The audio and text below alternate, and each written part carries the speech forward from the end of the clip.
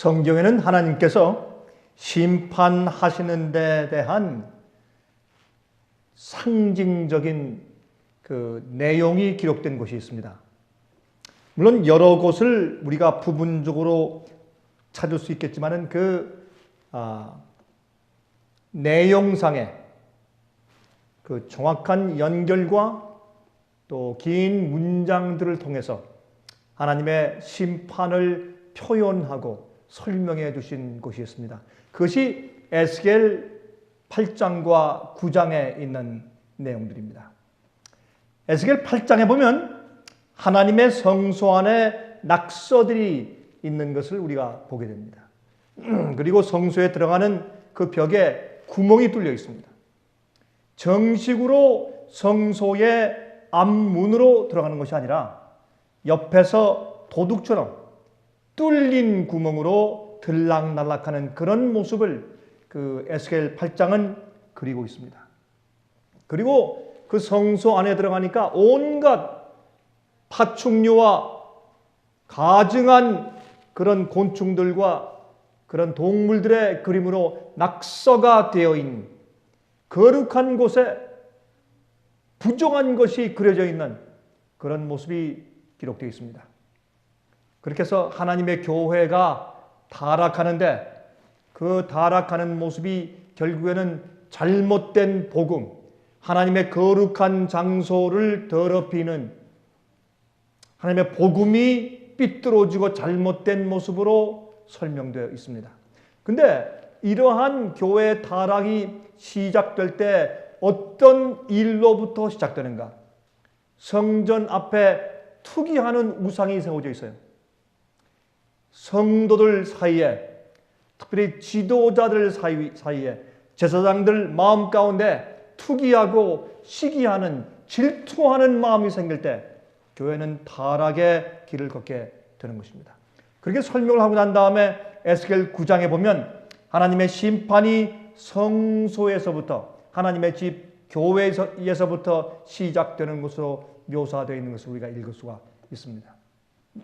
그런데 성소 안에서 심판이 시작되는데 늙은 자들로부터 심판이 시작될 것이라고 말씀하는 것입니다. 여러분, 늙은 자는 제사장들을 의미합니다. 오늘날 현대 교회로 말하면 물론 목사들이겠죠. 교회 지도자들, 먼저 빛을 받고 교인들에게 율법을 가르치고 설교하고 성경의 진리를 전파해 주어야 할 책임을 맡은 자들부터 하나님께서 심판하신다고 기록되어 있는 것을 볼 수가 있습니다. 근데 이 심판할 때 6명이 살육하는 기계를 잡았다 그랬습니다. 이 6명이 이제 칼을 차고 사람들을 치러 나가는 것입니다.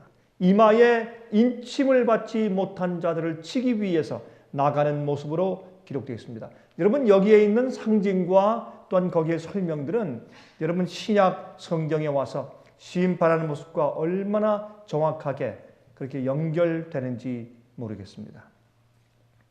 근데 그 6명 가운데서 5명은 칼을 가지고 나가서 치고 그 중에 1명은 인치는 천사입니다. 1명은 그 천사는 먹그릇을 이제 허리춤에 차고 다니면서 그 예루살렘 안에 있는 가증한 죄에 대해서 단식하며 우는 자들의 이마에 표를 한다고 했습니다.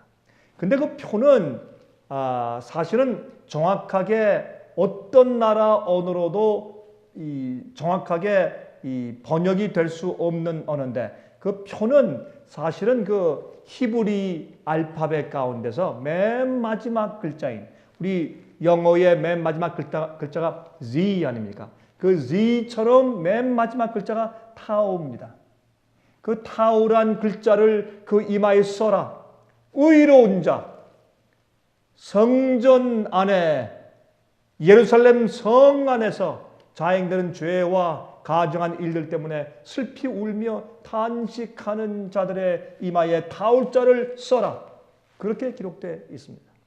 여러분, 교회 안에서 이루어지고 있는 죄악들과 가증한 일들을 보면서 마음 앞에서 탄식하고 운다는 뜻은 그 바벨론의 정신에 그 타락한 그 모습에 참여하고 있지 않다는 것을 말해 주겠죠. 그런데 이마에 그 글자 써라 그랬습니다. 두 가지의 의미가 있겠습니다. 하나는 타오자는 맨 마지막 알파벳인 것처럼 정말 그 배도와 타락과 타협 속에서 맨 마지막까지 남아있는 자들이다. 그런 표상이 될 수 있겠고, 또 더 중요한 것은 여러분 예수님께서 이 땅에 계실 때 그때 이 타오자를 서기관들이 쓸 때 그냥 X자를 썼습니다. 초소로 좀 빨리 쓰기 위해서 X로 표시했습니다. 그래서 이 X를 보면 다 타오라고 유대인들은 알고 있었습니다. 그러므로 그것은 십자가의 표시입니다. 그 십자가는 예수님께서 우리 죄를 용서하신 것뿐만 아니라 그 십자가의 사랑이 그 사람 마음속에 깊이 들어가서 이해하고 체험됐기 때문에 다시는 주의 법을 어기지 아니하고 죄와 가증한 일을 반복할 수 없는 사람이 되어버렸습니다.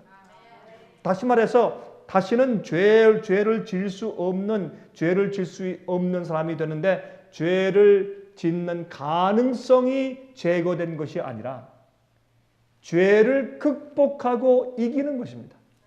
주님의 사랑과 은혜가 더 크기 때문에, 훨씬 더 하나님의 은혜가 더 크기 때문에 죄보다 은혜가 더 크니까 그 은혜 속에 사는 사람들은 그런 모든 충동들과 밖에서 오는 유혹들을 극복하고 승리할 수 있게 되는 것입니다.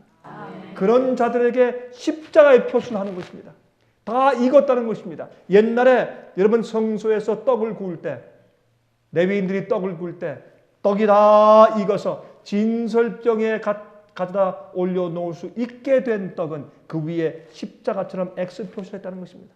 그들이 무엇인지 모르고 했습니다. 그러나 그것이 십자가의 표상이었습니다. 그러므로 타오자를 쓰라고 했습니다. 이 타오자, 십자가의 표시, 이 인이 이마에 없는 자들은 나머지 5명이 칼을 들고 성중을 다니면서 치는 것입니다. 이렇게 해서 에스겔서 8장과 9장은 하나님의 심판의 모습을 잘 그려주고 있는 것입니다. 하나님의 집, 교회에서부터 심판이 시작된다는 것입니다. 그런데 또 한 가지 우리가 이제 신약 성경을 읽으면서 우리가 한 가지 이해해야 할 점이 있는데, 그것은 뭐냐면 초대교회 당시의 핍박을 토대로 해서 사도 베드로가 기록한 말씀입니다. 다시 말해서 사도 베드로의 그 말씀에 의하면 마지막 심판은 어느 시대에 중요한 하나님의 심판이 교회 아니면 그 시대에 지나갈 때 무엇으로 지나가느냐? 큰 환난으로 지나갑니다.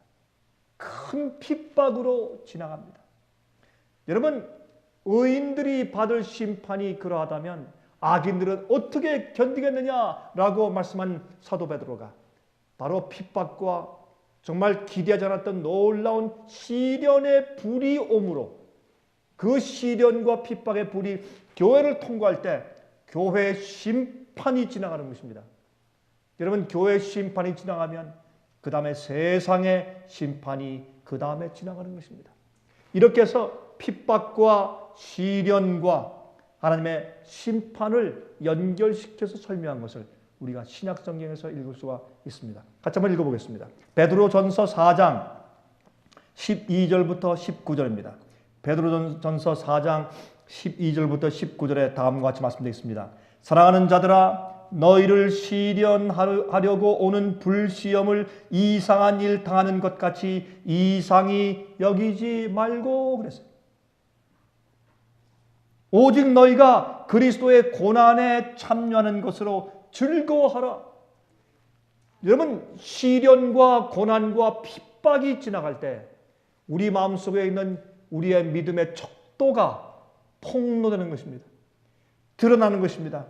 그것을 그리스도의 고난에 참여하는 것으로 즐거워하는 사람들과 아니면 두려워서 피하고 타협하는 자들, 두 무리로 갈라지는 것입니다. 그럼에도 불구하고 진리에 굳건히 서서 즐겁게 주님의 고난에 동참하는 자들이 있고, 아니면 두려워서 타협하는 자들이 생기는 것입니다. 여러분, 하나님께는 말이죠, 그저 눈에 보이지 않는 그런 조용한 하늘에서 심판뿐만 아니라 책을 펴놓고 그것을 다 검토하는 심판뿐만 아니라 이 세상에 있는 심판받는 자들이 자기들의 품성을 통해서 드러내는 그런 눈에 보이는 심판도 주님께서 실행하신다는 것을 우리가 분명히 이해해야 할 것입니다. 이는 그의 영광을 나타내실 때에 너희로 즐거워하고 기뻐하게 하려 함이라. 예수님께서 두 번째 이 땅에 재림하실 때, 큰 영광으로 오실 때, 그때 주님을 위해서 고난에 동참한 자들은 얼마나 기쁘겠어요. 내가 저 영광스러운 창조주 우주의 왕 하나님 저분을 위해서 내가 이 땅에서 조금이라도 그 고난에 동참했다. 주님의 은혜 때문에 나는 타협하지 아니하고 주님과 함께 서고 진리와 함께 섰었다 라는 그 뿌듯한 생각 때문에 그때의 성도들의 마음이 얼마나 즐겁고 얼마나 기쁘겠어요. 여러분, 그래서 우리가 이 땅에서 받는 작은 적은 그런 핍박들이나 고난들이나 시험들에 승리하십시오. 그것이 주께서 오실 때, 우리가 주 앞에 설 때 우리의 즐거움과 기쁨을 배가할 것입니다. 그렇게 사도 베드로는 여기에 말씀하고 있습니다.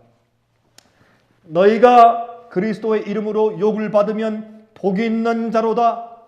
영광의 영 곧 하나님의 영이 너희 위에 계심이라. 여러분, 우리가 예수님의 이름으로 진리를 위해서 욕을 먹고 핍박당할 때 우리 마음 가운데 기쁨이 있으면 그것은 성령의 역사입니다. 하나님의 영이 우리 마음 가운데 역사하신다는 증거입니다. 그게 여러분, 우리가 하나님과 함께 있을 때 생기는 평화는 주의 성령께서 우리와 함께 하시는 증거입니다. 특별히 핍박이 올 때 말이죠. 너희 중에 누구든지 살인이나 도적질이나 악행이나 남의 일을 간섭하는 자로 고난을 받지 말려니와. 여기 재밌는데 말이죠. 고난은 남의 일을 간섭하다가도 고난이 온대요. 가끔 우리가 싸움이 생기는데 왜 싸움이 생깁니까? 남의 일을 간섭하다가, 남의 일을 간섭하지 말라는 겁니다. 그런 식으로 해서 고난을 받고 어려움을 당하지 말란 얘기입니다. 우리에게 고난이 오는 것은 무엇을, 만일 그리스도인으로 고난을 받은 즉 부끄러워 말고 도리어 그 이름으로 하나님께 영광을 돌리라. 의를 위하여 핍박을 받는 자는 복이 있나니. 그렇죠? 천국이 저희 것이라 그랬어요. 예수님께서 의를 위하여 핍박을 받는 자는 복이 있다고 말씀했어요. 복이 있다. 17절입니다. 17절. 하나님 집에서 심판을 시작할 때가 되었나니. 심판은 항상 진리를 먼저 받고 빛을 먼저 받은 자들로부터 시작합니다. 심판은 항상 교회에서 시작합니다. 그래서 하나님 집에서 심판을 시작할 때가 되었나니 만일 우리에게 먼저 하면 하나님의 복음을 순종치 아니하는 자들의 그 마지막이 어떠하뇨. 여러분, 하나님 집에서 주님께서 믿는 자들을 심판하실진데 믿지 않는 자들, 불순종한 자들에게 임하실 심판이 어떠하겠느냐, 그렇게 경고하십니다. 또 의인이 겨우 구원을 얻으면 경건치 아니한 자와 죄인이 어디서리요. 그러므로 하나님의 뜻대로 고난을 받는 자들은 또한 선을 행하는 가운데 그 영혼을 미쁘신 조물주께 부탁할지어다. 우리가 핍박과 고난을 당할 때 하나님의 뜻대로 고난을 받아야 합니다.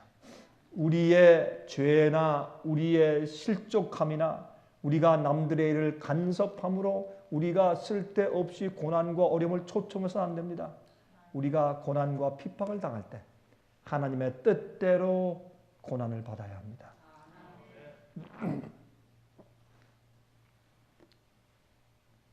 베드로전서 5장 1절, 이제 베드로전서 4장 19절 읽은 다음에 그 다음 절인 베드로전서 5장 1절에 보면 이렇게 말씀했어요. 너희 중 장로들에게 고난하노니 나는 함께 장로된 자요 그리스도의 고난의 증인이요 나타날 영광에 참여할 자로다. 여러분, 우리가 주님과 함께 면류관 쓰기 전에 반드시 십자가를 지고 주님 따라가야 합니다. 너희가 너희 자신을 부인하고 너희 십자가를 지고 자기 십자가를 지고 와서 나를 쫓지 아니하면 내 제자가 될 수 없다고 말씀을 하셨습니다. 오늘날 많은 그리스도인 생활 가운데서 고난이 없습니다. 우리가 일부러 고난을 자초해야 한다는 얘기는 아니지만 그러나 우리가 진리 위에 살고 우리가 하나님의 말씀의 원칙대로 살고 계명을 지키며 살면 반드시 고난이 있습니다. 반드시 어려움이 생기고 반드시 핍박이 오게 되어 있습니다. 왜? 마귀가 조종하는 세상 가운데 우리가 살고 있기 때문에 그러합니다. 그러므로 여러분 여기 말씀을 보아서 우리가 무엇을 알 수 있습니까? 초대교회 하나님께서 성령을 오순절날 부어주시고 이제 부흥하고 세상에 퍼지게 된 초대교회에 하나님께서 이 첫 번째 온 교회 안에 온 세상에 한번 심판을 지나가게 하셨는데 그것은 로마로부터 시작한 핍박이었습니다. 기독교인들을 미워해서 죽이라는 핍박이었습니다. 중세기 때 교회가 경건한 주의 백성들을 잡아서 핍박하고 고문하고 사형해서 불태우고 죽인 그 핍박이 오기 전에 이 세상 법으로 로마 제국이 그리스도인들을 핍박했습니다. 그 큰 핍박을 통해서 그 제국에 하나님의 심판이 한번 지나갔습니다. 그 심판이 먼저 어떻게 해요? 그 핍박을 받고 진리에 설 만한 사람들이 누구인가를 알아보기 위해서 주님께서 하나님 집에서 먼저 심판을 베푸신 것을 우리가 이 성경에서 읽는 것입니다. 마찬가지로 옛날 초대교회에 복음의 씨앗이 뿌려졌을 때 그랬다면 복음의 씨앗이 추수될 마지막 시대, 여러분과 제가 살고 있는 이 마지막 시대 하나님께서 하나님의 교회 안과 밖에 심판을 지나가야 하시고 세상 역사를 끝내실 텐데 무엇을 통해서요? 마지막에 오는 환난과 핍박을 통해서 그 일을 하신다 그 말입니다. 그러므로 우리가 개인적으로 조금씩 작은 받고 있는 적은 환난들은 큰 환난, 하나님께서 교회를 깨끗게 하시고 세상을 깨끗게 하시고 정결한 백성들만 남게 하실 하나님의 심판 앞에 설 수 있기 위한 우리의 훈련 장소인 것을 기억하시기 바랍니다. 우리의 적은 경험들이 하나님의 심판을 받을 훈련 장소가 되는 것입니다. 그러므로 여기에 다니엘 12장 1절을 보면 구약 성경에 이렇게 말씀했습니다. 그때에 내 민족을 호위하는 대군 미가엘이 일어날 것이요 또 환란이 있으리니 이는 개국 이래로 그때까지 없던 환란일 것이며 이것은 여러분 인간 역사 6천년 동안에 한 번도 없었던 환란입니다. 개국 이래로 한 번도 없었던 환란. 여러분과 제가 살고 있는 이 시대 우리가 당면할 우리가 바라보고 있는 이 시대 임할 이 엄청난 환란을 그는 예언 가운데 소개하면서 그때에 그랬어요. 그때에 어떤 때에 큰 환란이 일어날 그때에 하나님께서 당신의 백성들을 호위하고 옹호하기 위해서 일어나실 때에 옛날에 초대교회 때 돌에 맞아 죽는 스데반을 보시고 예수님께서 하늘 보좌 우편에 앉으셨다가 예수님께서 일어나셨습니다. 너희들이 감히 내 종을 그러나 주님께서 그들을 죽게 하셨습니다. 하나님께서 그 핍박 땅에 돌에 맞고 칼에 맞고 사형당하는 주의 백성들을 주님께서 그때는 보호하지 않고 죽게 주님께서 허용하셨습니다. 왜? 그 순교의 피들이 수많은 믿는 자들을 일으킬 것이었기 때문에 그 성도들의 핍박과 그 고난당하는 그 고통이 거름이 되어서 교회를 크게 부흥시키고 또 교회 안에 순교를 유지케 할 것이었기 때문에 주님께서 허용하셨습니다.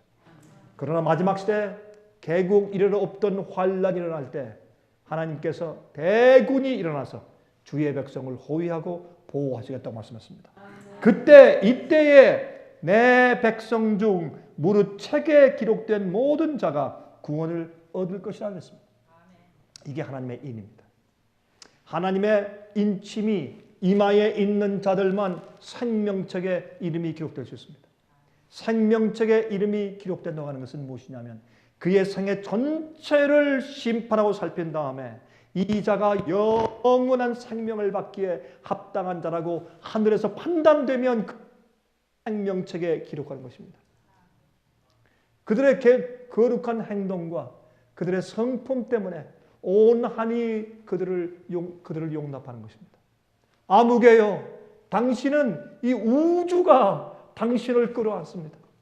천사들이 끌어안고 하늘에는 우주 거민들이 끌어안고 천사장 가브리엘이 끌어안고 하나님 아버지와 아들 예수와 성령께서 당신들을 끌어안고 영접합니다.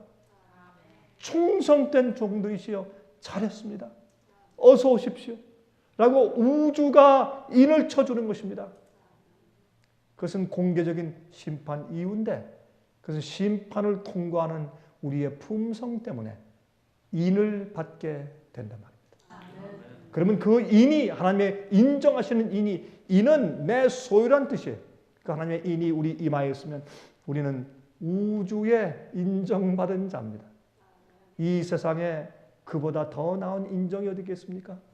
회사에서 그런 인정을 주겠습니까? 교회에서 그런 인정을 주겠습니까? 어떤 교파에서 그런 인정을 주겠습니까? 어디에서 그런 인정을 주겠습니까? 나라에서 그런 인정을 주겠습니까? 온 우주가 심판을 통과한 성도들에게 주는 그 하늘의 인정은 정말 귀한 것입니다. 우린 그 인정을 받아야 합니다. 그게 하나님의 인입니다. 그것은 우리의 이마에 쳐질 것입니다. 여러분, 이 일이 있기 전에 하나님께서 마지막 시대 개구 이래로 없는 큰 환란을 임하게 하시는 것입니다. 계시록 13장 6절부터 8절을 보면 다음과 같이 말씀되어 있습니다. 짐승이 입을 벌려 하나님을 향하여 회방하되 그의 이름과 그의 장막 곧 하늘에 거하는 자들을 회방하더라. 또 권세를 받아 성도들과 싸워 이기게 되고 각 족속과 백성과 방언과 나라를 다스리는 권세를 받으니 죽임을 당한 어린 양의 생명책에 창세 이후로 농명되지 못하고 이 땅에 사는 자들은 다 짐승에게 경배하리라. 여러분, 여기 말씀 가운데서 보면 두 가지가 나오죠. 짐승의 세력이 짐승의 표의 환란 때 세상을 지배하는 권세를 가지게 잠깐 동안 허용을 받습니다. 그런데 이때 이 환란을 통과하는 주의 백성들이 인침을 받고 구원받게 되는데 그렇게 우주에 인정하는 표시를 받은 자들은 여기에 죽임을 당한 어린 양의 생명책에 기록된다고 했습니다. 근데 여기에 있는 말씀이 한국말 성경은 번역이 좀 잘못됐죠. 여기에 사실은 창세 이전부터 죽임을 당해온 어린 양의 생명책이라고 번역이 됐어야 합니다. 근데 이 앞뒤가 조금 바뀌었어요. 이게 무슨 말인가? 여러분, 예수님께서는 이 지구가 타락하기 전에 우리가 이 땅에 태어나기 이전부터 창세 이전부터 예수님께서는 죽임을 당해 오셨는데 그것은 구속의 계획 때문에 그렇습니다. 여러분, 우리가 장래일을 미리 볼 수 있고 알 수 있다면 그 고통을 미리 당하게 되죠. 우리가 이틀 후에 트럭에 부딪혀서 병원에 가서 이멀전시 룸에서 고생하다 죽을 것이라는 사실을 우리가 미리 안다면 우린 이틀 전부터 그 고통을 우리 마음 가운데 겪으며 살아야 하는 것입니다. 그래서 주님께서 우리에게 미리 장래를 볼 수 없게 만드신 것은 얼마나 감사합니까? 여러분, 어떤 가족이 갑자기 아들을 잃어버리고 딸을 잃어버리고 부모를 잃어버리고 사고로 어떤 일이 생기는 그 고통을 1년 전에 2년 전에 미리 알고서 미리부터 고통을 당하지 않게 주님께서 우리의 미래를 바라볼 수 있는 그런 능력을 제공해 주신 것입니다. 주님의 축복입니다. 그러나 예수님께서는 창세 이전부터 십자가의 그늘 밑에 사셨습니다. 그러므로 창세 이전부터 죽음을 당하신 그분의 어린 양의 생명책에 농명되지 못한 자는 이 땅에 거기에 농명되지 못하고 땅에 사는 사람들은 다 짐승의 세력에 인간의 권위에 다 굴복당할 것이다. 그랬습니다. 경배할 것이다. 여러분, 요한계시록 13장은 경배에 대한 이야기죠. 누구에게 경배할 것인가? 인간의 권위에 아니면 하나님께. 여러분, 베드로가 말이죠. 초대교회 당시에 그 당시에 끌려가서 매를 맞는데 대제사장과 제사장들에게 사내들인 회원들에게 뭐라고 말했습니까? 내가 사람에게 복종해야 되느냐 아니면 하나님께 복종해야 되느냐? 우리가 누구에게 순종해야 되는가? 그렇게 항거했습니다. 마지막 시대도 똑같은 항거가 생길 것입니다. 개혁자들입니다. 그런데 여러분, 창세 이전부터 죽임을 당해온 어린 양의 생명책에 기록된 자, 예수님의 은혜와 우리를 향하신 사랑, 끝까지 변치 않는 사랑으로 우리에게 희생하시고 도와주시고 오래 참으신 예수님을 정말 아는 자들의 이름이 생명책에 기록될 것입니다. 여러분, 이 세상에서 견디는 가장 큰 힘은 사랑입니다. 예수님을 아는 사랑, 주님의 은혜에 대해서 정말 감사하고 감격하는 마음이 있는 자들만이 앞으로 환난과 고난을 통과할 수 있게 될 것입니다. 여러분, 그런 것들은 너무나 힘든 것이기 때문에 우리 마음을 채우는 창세 이전부터 죽임을 당해오신 어린 양 예수님의 은혜를 정말 경험한 자들, 어떤 일이 있어도 배반할 수 없는 그런 은혜를 경험한 그런 자들만이 환난을 이기고 통과할 것입니다. 그런 자들의 이름이 이제 생명책에 기록된다 그랬습니다. 하나님의 인을 이마에 받은 자들 이외에는 전부 다 짐승에게 경배할 것이다 그랬습니다. 두려움 때문에 경배할 것이죠. 먹고 살기 위해서 그 권위에 경배할 것이죠. 진리를 위해서 생명을 바칠 충성심이 준비되지 않은 자들은 그 권위에 다 굴복할 것이죠. 그래서 심판이 지나가는 것입니다. 누가 하나님 편에 서 있는지 다 드러나는 심판이 지나가는 것입니다. 그 일이 어디에서 먼저? 교회 안에서 먼저 시작된다고요. 그게 무슨 말일 수 있습니까?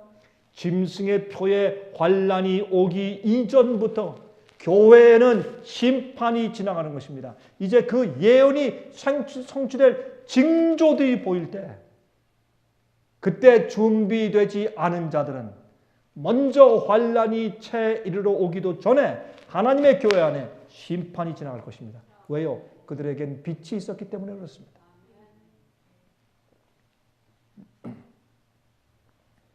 여러분, 하나님의 오래 참으심에도 한계가 있습니다. 왜 그렇습니까?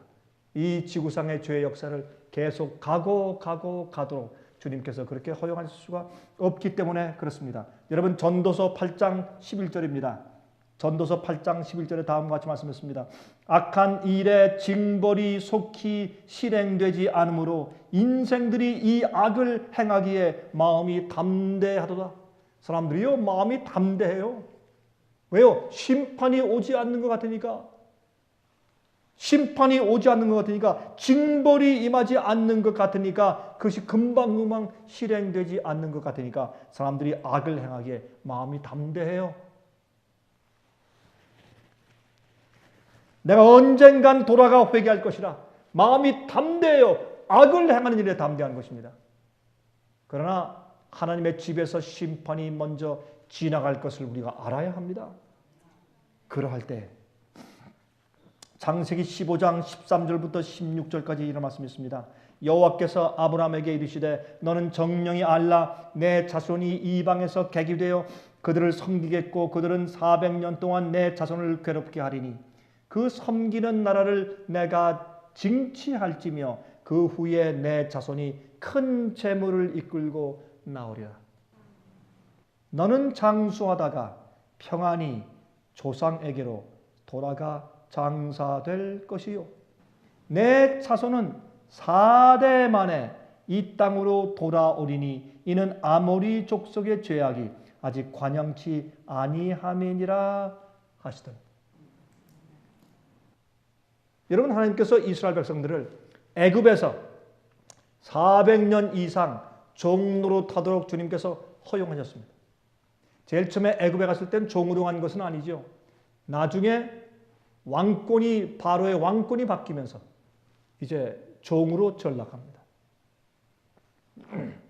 원래 요셉이 갔을 때 그때의 바로는 사실 가나안 땅에 있던 사람들이 내려가서 권력을 잡고 있었고 그 계통에 있던 사람이 바로가 되었어요.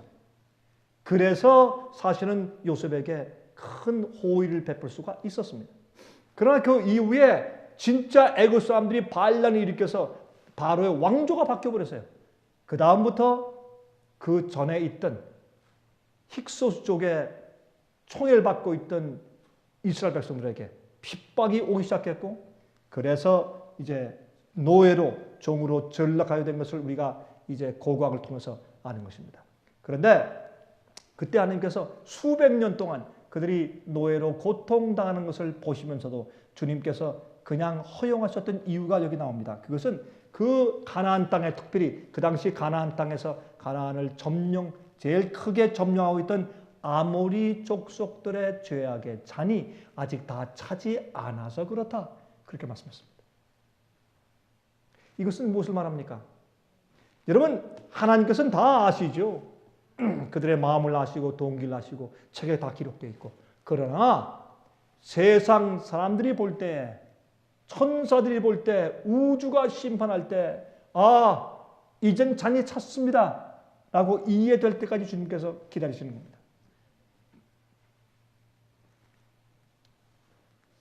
여러분, 지금 우리가 사는 시대도 어떤 때 우리가 좀 그런 생각을 하죠. 하나님, 좀 빨리 좀 끝내주십시오.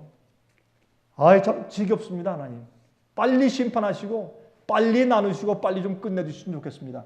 그런 기도가 우리 마음속에서 절로 납니다. 저는 제가 어제도 그렇게 기도했습니다. 어떤 일들을 보면 참 답답하니까. 예? 하나님께서 그 악인들을 보시고 왜 가만 놔두시는가? 제가 신문을 보다가 제가 그랬어요.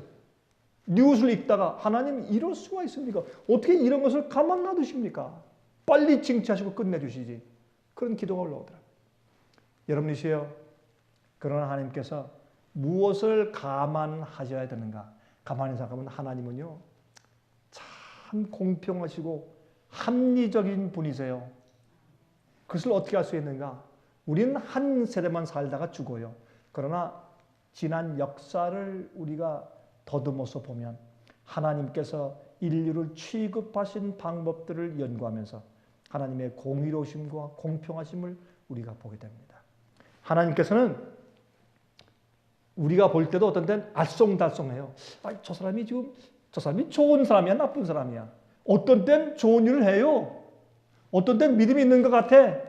대부분이 아니라서 그렇죠. 어떤 데 보면 저 사람이 근데 마음은, 바탕은 좋은 사람 같은데 아직 기회가 없어서, 아니면 진리를 받지 못해서 그런 것이지, 조금 더 기다려야 하겠다. 그런 생각이 우리 마음 가운데 많이 들어가서 사실 알쏭달쏭한 경우들이 많지 않습니까? 그렇죠?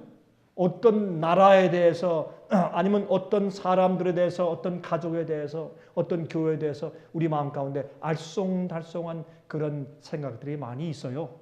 우리가 모르기 때문에. 하나님은 아시지만은. 그래서 마귀까지 포함해서 천사들과 하늘에 있는 존재들과 우리 이 세상에 있는 인간들 모두가 바라볼 때, 이건 뭐 생각할 여지 없이 너무 분명히 다 드러났을 때 주님께서 심판을 베푸시는 것입니다.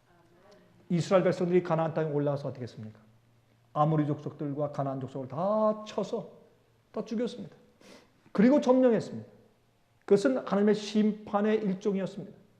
주님의 심판을 그들의 칼을 통해서 주님께서 이루신 것이죠. 그 일을 하기 위해서 누가 보더라도 이제는 그들을 없앨 때가 되었다라고 하는 시기가 이르러야 하는 것입니다. 그때까지 주님께서 참으시기 때문에 성경은 죄악의 잔이 아직 차지 아니했다, 그렇게 표현한 것을 우리가 알 수가 있습니다. 지금 우리들도 현재 그러한 것입니다. 여러분, 그런데 지금 죄악의 잔이 차고 있습니다. 사람들이 아무런 핑계도 할 수 없도록 하나님의 능력이 현저하게 나타나는 것을 보게 될 것입니다. 또 하나님의 법을 불순종하는 결과가 완전히 드러나야 합니다. 아, 주님의 뜻대로 살지 않는 결과가 저것이구나. 주님의 법도대로 살지 않는 나라의 결과가 저것이구나. 주님의 진리대로 살지 않는 교회의 결과가 저것이구나. 그것이 드러나야 합니다. 그것이 바벨론이 무너지는 모습입니다. 여러분, 예수님께서 여러분 성소 제도를 보십시오. 세 제도가 있죠. 세 부분이 있어요. 성소들이 있고 성소가 있고 지성소가 있어요. 예수님께서 그 우리의 구속 사업을 위해서 그 부분을 지나가실 때, 주님께서 그 제사장으로서의 펑션, 기능을 지나가실 때 그때마다 은혜 시간이 끝나고 심판당하는 일이 있었어요. 예수님께서 십자가에 돌아가실 때 그것을 알아보지 못한 교회에 심판이 지나가고 은혜 시간이 지나갔어요. 예수님께서 하늘 성소에 들어가서 제사장 되시는 그 일을 거절하고 이해하지 못한 교회에 심판이 지나가고 또한 은혜 시간이 지나갔어요. 예수님께서 하늘에서 성소에서 지성소로 들어가는 그 놀라운 예언이 성취되고 그 복음이 전파될 때 그것을 부인한 교회들에게는 심판이 지나갔어요. 그래서 성경은 요한계시록 14장에 무너졌도다 무너졌도다 큰 성 바벨론이요 라고 하는 말씀이 기록되는 것입니다. 바벨론이 되는 것은, 교회가 바벨론이 되어서 무너지는 것은 무엇입니까? 진리와 복음을 거절했을 때 그 교회는 타락하고 무너지는 것입니다. 복음을 거절하면요, 그 타락이 신속하게 이루어져요. 그 타락이 급속도로 이루어져요. 그래서 바벨론 되는 것입니다. 마지막 시대도 마찬가지입니다. 성경은 다 이루었다는 말씀을 여러 번 기록하고 있는 이유가 거기에 있는 것입니다. 핑계를 많이 대고 어떤 때는 좋은 일을 하는 것 같이 보이기 때문에 알쏭달쏭해지는 그런 일이 앞으로 완전히 없어지는 완전한 심판의 결과가 드러나게 될 것입니다. 주님께서 그때를 기다리고 계신 것을 알 수 있습니다. 그때에 하나님의 인을 받은 자들만 환난에서 견딜 것입니다. 이 환난의 때가 올 때 모든 사람의 운명은 결정됩니다. 더 이상 은혜의 시기는 없고 회개할 수 있는 자비는 더 이상 없습니다. 우린 이 얘기를 자주 합니다. 어떤 때는 우리가 쉽게 웃음에 섞인 얘기로 이런 얘기를 합니다. 그러나 이 얘기는 얼마나 두려운 일인지 모릅니다. 어떤 사람은 회개할래야 할 수 없는 성품이 꼴지워지고 있습니다. 어떤 사람은 돌이킬래야 돌이킬 수 없을 정도로 성격이 굳어지고 있습니다. 두려운 일입니다. 그러므로 우리는 이제 곧 개국 이래로 없는 환난이 닥쳐올 수밖에 없는 때에 살고 있으면서, 그렇죠? 우리가 생애빛 우리 일꾼들의 특별 컨퍼런스를 우리가 뉴욕에서 하고 있는 그 시간에, 그 기간 동안에 여러분, 이태리 밀란에서는 제7차 세계 가족 콩그레스 대회가 벌어지고 있었습니다. 여러분, 그것은 무엇입니까? 여러분, 그 주제가 패밀리 가족인데 그 총 주제가 work and celebration이에요. 일과 축제입니다. 다시 말해서 이제 썬데이에 가족이 쉬고 연합할 수 있어서, 그것밖에는 가족이 이 세상에 의해서 살아남을 길이 없는데, 그렇게 연합하여서 이제 정말 가족의 올바른 기능을 하게 되면 그 힘으로 일주를 살게 되고 그 다음에 온 사회에 좋은 영향을 끼치기 때문에 사실은 가족의 근본은 일요일 준수다 라고 선포하는 것이 그 패밀리 컨그레스의 목적이었습니다. 여러분이시여, 이 세상에는 정말 하나님 말씀 말고 인간의 권위의 그런 힘들이 아주 강력하게 세워지고 있는 것을 우리가 볼 수 있는 것입니다. 여러분, 살아계신 하나님의 인이 그분의 백성들에게 지켜주고 있습니다. 용의 군대와 세상의 권세로 더불어서 맹렬하게 싸우는 주의 성도들이 성령을 받아야 합니다. 성령의 은혜와 능력이 없이는 그 전쟁을 싸울 수가 없습니다. 여러분, 하나님의 인은 무엇인가? 결론적으로 그러면 하나님의 인은 여러 가지 설명할 수 있겠지만 우리가 일반적으로 상식적으로 이해할 수 있는 면에서 설명합니다. 하나님의 인은 계속적이고 반복적이고 습관적인 행동들과 생각들로 꼴지어지고 고착되는 것이 인입니다. 짐승의 인이 있고 마귀의 인이죠. 살아계신 하나님의 인이 있어요. 마지막 시대는 두 가지 인밖에 없습니다. 하나는 짐승의 표라고 부르고 하나는 살아계신 하나님의 인이라고 성경은 부릅니다. 그런데 이 인을 받는 것은 무엇인가? 이런 인을 받든지 저쪽 인을 받든지 인은 계속적이고 반복적이고 습관적인 행동들과 생각들로 꼴지어지고 고착되는 것입니다. 같은 일을, 같은 생각을 계속하고 같은 행동을 계속하고 같은 말을 계속하면 거기에 의해서 우리의 두뇌가 꼴지어지고 고착됩니다. 안 할 수가 없어요. 꼭 그렇게 살고 그렇게 생각해야 돼요. 그렇게 말하고 그렇게 살아야 합니다. 우리는 우리의 두뇌가 우리를 조종하는 특별한 존재입니다. 우리의 왕은 우리를 조종하는 우리의 상황실은 우리를 조종하는 본부는 두뇌에 있어요. 이 두뇌는 신기해서 신묘막측해서 우리가 이 두뇌를 통해서 같은 생각을 계속하면 그 생각을 떨칠래야 떨칠 수가 없어요. 왜 젊은 학생들이 말이죠. 사랑 때문에 도대체 10몇 살짜리가 뭘 안다고 사랑 때문에 높은 빌딩에서 투신 자살해 죽습니까? 왜요? 계속적인 어떤 생각을 해왔기 때문에 그 사랑 없으면 죽는 줄로 생각하는 것입니다. 여러분, 이것은 길이 없는 곳에 계속 왔다 갔다 이렇게 다니면 길이 생기는 것처럼 우리 두뇌도 길이 생기는 것입니다.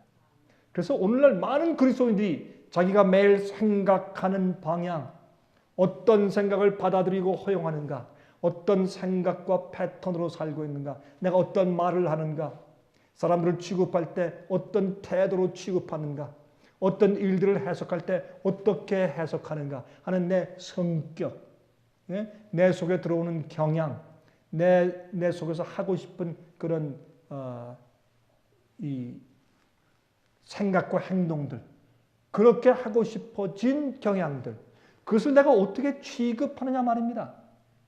그것이 계속적으로 반복되면 그것이 내 두뇌에 지울래야 지울 수 없이 고착되는 하나의 습관이 되어버리고 그것이 내 성격과 성품이 되어버리는 것입니다. 그것을 통해서 우리가 인쳐진다고 하는 것입니다.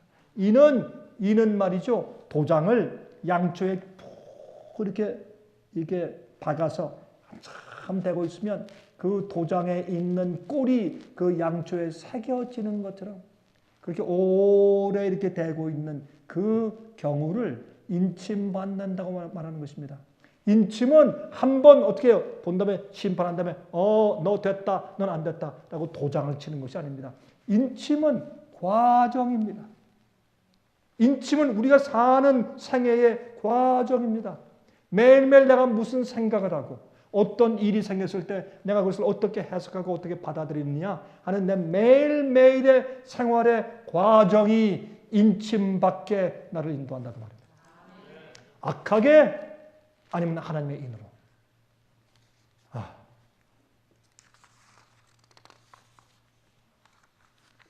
용기, 백절불굴의 인내, 믿음, 구원하신 하나님의 능력을 무조건 신뢰하고 따라가는 믿음들, 이런 것들은 순간적으로 주어지는 것이 아닙니다. 이것은 오랜 경험을 통해서 단연간의 경험에서 얻어지는 것입니다. 우리가 이것을요 매일매일 생활에서 그렇게 살기로 결정하고 그렇게 꾸준히 나가야 합니다. 잘못된 생각과 경향을 물리치고 받아들이지 아니하고 긍정적이고 좋은 성령의 은혜들의 생각을 가지도록 우리가 결심해야 합니다. 그런 말을 하고 그렇게 서로 취급하고 그러한 태도를 가지고 살기로 선택해야 합니다. 그래서 습관적으로 매일 반복해야 합니다. 처음에는 힘듭니다. 그러나 고칠 거 고쳐야 합니다. 그리고 진리를 위해서 예수님의 생각과 품성대로 살기 위해서 끊임없이 노력하고 우리 자신과 싸우고 투쟁해야 합니다. 여러분, 구원은 투쟁 없이 쉽게 얻어지는 것이 절대로 아닙니다. 그렇게 해서 우리가 인침받는 경험을 해야 합니다. 거룩한 노력의 생애와 의에 대한 확고한 집착에 의하여 하나님의 자녀들은 그들의 운명과 성품을 인치는 것입니다. 그런 식으로 살다 보면 자연히 우리의 생각과 사고와 구조가 우리의 말과 생각들이 그렇게 꼴지어져 버리는 겁니다. 그게 인침을 받는 것입니다. 인침은 어떻게 잘못 살다가도 마지막에 잠깐 회개해서 어떻게 되겠지. 그러면 주님께서 어떤 하늘의 도장을 내 이마에 쳐주시겠지. 착각입니다. 오늘 이 시간에 우리가 인침을 받고 있는 것입니다. 진리를 들을 때 성령의 감독이 우리 마음 가운데 들어올 때 그대로 살기 위해서 결심하고 그대로 나아가면서 하나하나 생각과 말과 행동을 주님의 편에 두고 우리가 끊임없이 나아갈 때 그때 하나님의 형상이 우리 이마에 조금 더 깊이 새겨지고 있는 것이란 말입니다. 여러분, 초기의 그리스도인들이 말이죠, 산과 광야로 추방되었을 때, 지하 감옥에 들어가서 기아와 추위와 고문으로 죽게 되었을 때 그들의 기쁨이 무엇인 줄 아십니까? 아, 이제 곧 순교당하겠구나. 3일 있으면 내가 사형을 당하겠구나. 오히려 순교당해서 사형당해 죽는 것이 그들에게 축복이고 그들의 고통에서 노연하는 하나님의 은혜인 것을 그들이 이해했다 그랬습니다. 그래서 순교자들은 기쁘게 죽은 겁니다. 오히려 순교당하지 않는 것이 더 큰 고통일 수 있다는 것을 깨달은 사람들이 기쁨으로 화영대 앞으로 나가는 것입니다. 여러분, 우리가 앞으로 환난을 통과할 때 어떤 입장에서 통과할지 우리는 모릅니다. 하나님은 아시죠. 그러나 하나님의 인이 이마 가운데 있는 사람들, 참 은혜스러운 그런 태도와 품성으로 어떤 고난과 핍박이 올지라도 염려치 않을 것입니다. 짐승에 있는 사람들이 두렵지 하나님의 인 있는 사람들은 왜요? 그들이 매일매일 생활에서 긍정적인 믿음을 습관적으로 실행했어요. 그런 생각하기를 실행한 사람들이에요. 그런 주님을 위해서 참는 인내를 매일매일 반복적으로 실행해서 그것이 꼴지어져서 그들의 성품이 되어버렸기 때문에 아무리 어려운 입장에서도 그들은 긍정적으로 기쁘고 은혜스럽게 받아들이는 성품이 있는 사람들이에요. 그러므로 하나님의 인으로 성품이 꼴지어진 자들은 핍박이 오거나 환난이 올 때 그들은 아름답게 견딜 수가 있다는 말입니다. 그게 하나님의 인이에요. 여러분, 요한계시록 7장 1절부터 4절에 보면 우리 잘 아는 말씀입니다. 이 일 후에 내가 내 천사가 땅 내 모퉁이에 선 것을 보니 땅의 사방에 바람을 붙잡아 바람으로 하여금 땅에나 바다에나 각종 나무에 불지 못하게 하더라. 또 봄에 다른 천사가 살아계신 하나님의 인을 가지고 해 돋는 데로부터 올라와서 땅과 바다를 해롭게 할 권세를 얻은 내 천사를 향하여 큰 소리로 외쳐 가로되 그랬습니다. 여러분 여기 보면 인치는 천사가 있죠. 이것은 에스겔서 9장에 있는 먹을 찬 인치는 표하는 천사와 같은 천사죠. 가로되 우리가 우리 하나님의 종들의 이마에 인치기까지 땅이나 바다나 나무나 해하지 말라 하더라. 여러분 이것은 무엇입니까? 천연재해입니다. 이 재해가 이제 엄청나게 오고 있습니다. 성도들의 인침이 거의 끝나가고 있다는 증거입니다. 이 세상에 천연재해가 엄청나게 더 큰 스케일로 몰려오고 있다는 것은 인침의 놀라운 그 하나님의 역사가 거의 끝나가고 있다. 어디에서? 교회 안에서. 그것을 우리에게 말해주고 있는 것입니다. 여러분 사실은요, 지진이 났다, 홍수가 났다, 큰 허리케인이 왔다. 당하는 곳에 있는 사람들은 죽을 지경이지만 당하지 않는 사람들이 뉴스에서만 보면 별 나와 상관이 없는 것 같아요. 여러분 그러나 그 스케일이 온 세상을 휘두르면 우리가 다 죽지 않겠습니까? 은혜 시간이 벌써 더 이상 없지 않겠습니까? 그래서 주님께서 그것들은 사방 바람을 붙잡아서 7째 재앙까지 붙들어 두시는 것입니다. 그러나 국부적으로 지역적으로 임하는 큰 재난들을 보면서 우리가 무엇을 알아야 합니까? 하나님의 인치시는 천사가 지나가고 있는 것을 믿는 자들은 알아야 합니다. 내가 입맞은 자의 수를 들으니 이스라엘 자손의 각 지파 중에서 입맞은 자들이 14만 4천이니 그랬어요. 죽음을 맛보지 않고 살아서 승천할 자들. 주님의 첫 열매예요. 이 세상에 있는 모든 사람들에게 심판이 지나가고 정말 마지막에 하나님의 인을 받은 자들이 정말 누구인지, 어떤 일이 있어도 영원한 하늘에 알맞은 자들처럼 생애한 자들이 누구인지 주님께서 보여주시는 마지막 성도들 14만 4천, 그들을 죽지 않고 살아서 승천하게 주님께서 데려가시는 것입니다. 그런데 이 무리를 하나님의 인과 연결시켜서 말씀하고 있는데, 여러분 사실은요, 우리가 죄 때문에 죽습니다. 죄의 결과는 죄 삭은 사망입니다.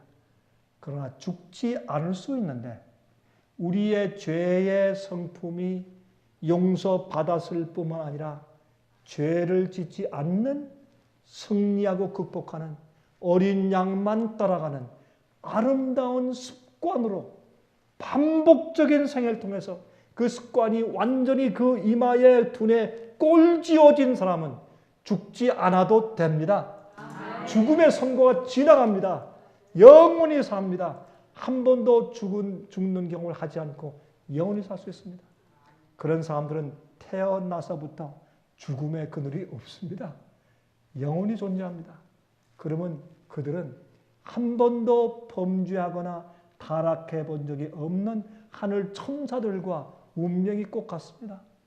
천사들도 창조받은 때부터 한 번도 죽는 경험을 해보지 않고 영원히 살지 않습니까? 그리고 마지막 시대 14만 4천은 죽는 경험 없이 태어난 다음부터 영원히 삽니다. 이들이 천사가 아닙니까? 이게 인침입니다. 이 인침이 우리의 이마에 있으면 우리는 심판에서 정죄받지 않는단 말입니다. 요한계시록 22장 11절 12절 불의를 하는 자는 그대로 불의를 하고 더러운 자는 그대로 더럽고 의로운 자는 그대로 의를 행하고 거룩한 자는 그대로 거룩되게 하라. 이것이 인침의 결과입니다. 인침의 결과입니다. 여러분 원래 히브리 1장 3절 보시면 이는 하나님의 영광의 광채시요 그 본체의 형상이시니라. 그의 능력의 말씀으로 만물을 붙드시며 죄를 정결케 하는 일을 하시고 높은 곳에 계신 위엄의 우편에 앉으셨느니라 그랬어요. 여기에 본체의 형상이라, 여기에 이 단어가 참 흥미있어요. 예수님은 하나님 아버지의 그 본체의 형상이세요. 그 형상이란 요 말이 카락테르입니다. 그 카락테르라는 헬라 말에서 나온 영어 단어가 캐릭터, 성품이란 말입니다. 근데 이 카락테르라는 원래 단어는 조각하는 도구 칼이었어요. 나중에 시간이 지나면서 그것이 조각해놓은 형상이라는 단어로 변천되었습니다. 카락테르. 우리의 성품은 꼴지음 받은 것이에요. 깎임을 받은 것이에요. 잘못된 것을 깎아서 내어버리고 또 하나님의 형상을 계속 새기고 또 새기고 또 새기고 새기는 것이에요. 그래서 우리 이마에 새겨진 것, 그것은 매일매일의 굴복이요, 매일매일의 죄와의 투쟁이요, 매일매일 예수님의 은혜를 통해서 마음 가운데 들어온 성령의 은혜로 승리하는 경험들이에요. 매일매일 반복적인 습관과 행동들 때문에 하나님의 진리와 주님의 성품이 우리의 이마에 각인되는 것입니다. 그 하나님의 인이 여러분과 제 이마에 확실하게 각인되기를 간절하게 바랍니다. 아멘. 한번 기도하겠습니다. 자비하신 하늘에 계신 우리 아버지, 이 세상은 얼마 남지 않은 것을 우리가 느끼게 됩니다. 자비하신 아버지시여, 저희를 도와주셔서 무엇보다 매일매일의 삶에서 의로운 생각과 말과 행동들과 또한 우리가 남을 취급하는 습관들이 우리 속에 계속 각인되게 해 주시옵소서. 매일매일 그렇게 살길 원하고 올바른 선택을 하기 원합니다. 매일매일 투쟁하여 죄와 악을 극복하고 승리하길 원합니다. 하나님, 습관적인 우리의 그런 행동들 때문에 우리 속에 예수님의 형상이 새겨지게 해 주시옵소서. 마지막 시대에 어떤 일이 있어도 충성스럽게 견딜 수 있는 하나님의 인을 원합니다. 모든 악을 승리하고 우주가 인정하는 표를 받기 원합니다. 저에게 하나님의 인을 쳐주시옵소서. 예수 그리스도 이름으로 간절하게 기도합니다.